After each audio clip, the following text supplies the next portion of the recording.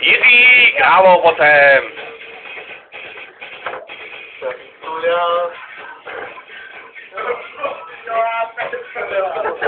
Ne, to se chci. Ty máš z hlavy prdel.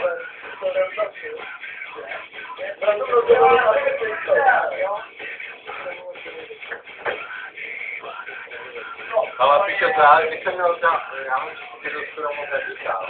A já když jsem měl kolik hlasy. Když moc neříkal, to je docela pravda. Ale tak momentíky. To pálí. Jo, Jiří, vypadáš krásně.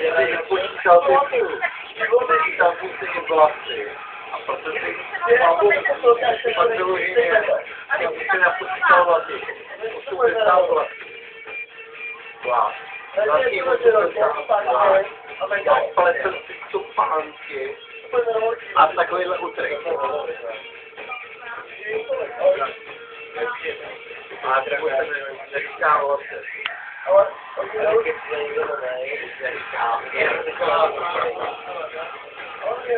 Jiříku, prosím tě, můžeš se podívat doleva?